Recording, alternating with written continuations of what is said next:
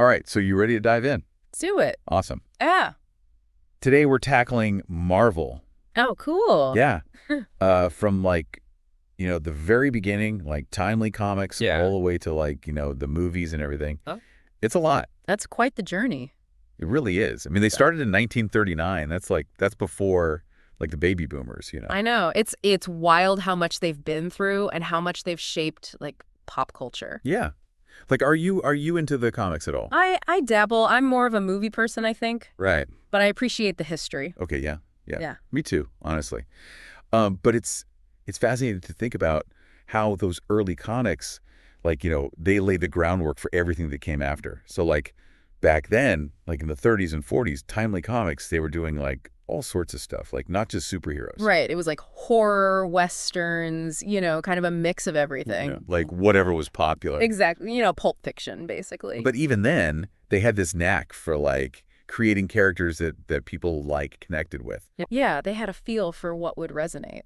It's interesting. So then fast forward a couple of decades Mm-hmm. and you get to the 60s.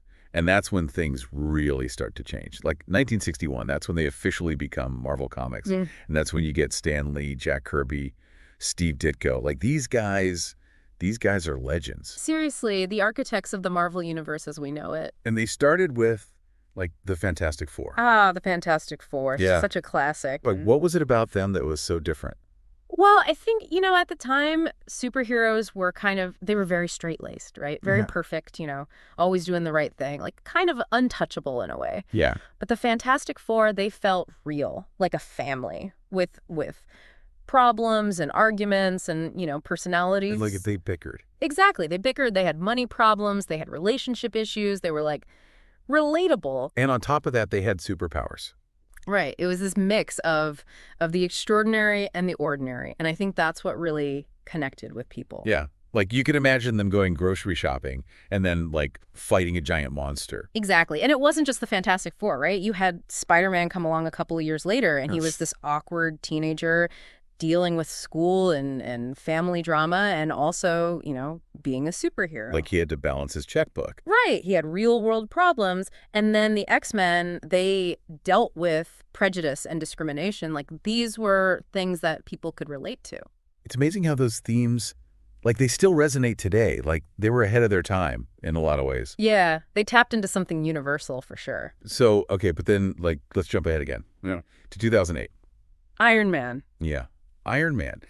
This is where the MCU really kicks off, right? It's the starting point. And it was a gamble, Oh, yeah.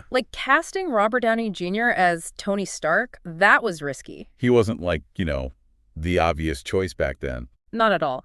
But it was a stroke of genius, and it changed everything. Totally. And what was it about that movie that made it work so well?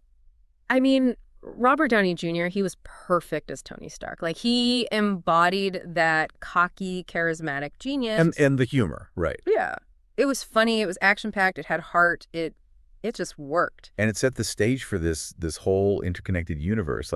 The idea that all these movies, they weren't just standalone stories. Right. They were all part of this larger tapestry. And then, 2012. The Avengers. The Avengers. Boom. Everything comes together. Seeing all those heroes on screen together. Epic.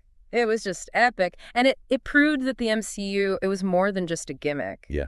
It was a new way of storytelling. And then they kept pushing boundaries, Guardians of the Galaxy, bringing in these lesser-known characters, this cosmic space opera vibe. That was a risk. It was, but it paid off. And Yeah. then, like you mentioned, Black Panther, a cultural phenomenon. Yeah. That movie, it was so much more than just a superhero film. It was a celebration of representation, of diversity. Yeah. And it was powerful. It really was. And it's incredible to think about how far Marvel has come. Right. It's not just movies anymore. Right. It's theme parks, merchandise, video games. It's an empire. And they're still innovating. With the Disney Plus shows, they're exploring different genres, different formats. WandaVision, Loki, Daredevil. These shows, they're pushing the boundaries of what a superhero story can be. It's pretty amazing. So, Yeah. what do you think? What's next for Marvel? Well, the multiverse saga, that's already in motion. Oh, yeah. Alternate realities, infinite possibilities, that's going to be wild. So much potential. And, new generations of heroes. They're introducing new characters all the time. And technology, AI, digital effects, they're going to keep pushing the limits of what's possible. It's really exciting. And I think it makes you wonder, like, they've come so far, but can they keep it up? Can they keep surprising us? That's the big question. In a world that's, like, saturated with superhero content, can Marvel still be special? It's a challenge. It is. But, I have faith in them. Me too. I mean, they've earned it. Exactly. So, all right, well, that's our deep dive into Marvel. From timely comics to global domination. Seriously. Yeah. It's been a wild ride. And for all of you listening, like, this is just the beginning. There's so much more to explore. So go out there and discover it. And let us know what you find. We're always up for more deep dives. Absolutely. So until next time, keep exploring. And keep believing in the power of stories. Couldn't have said it better myself.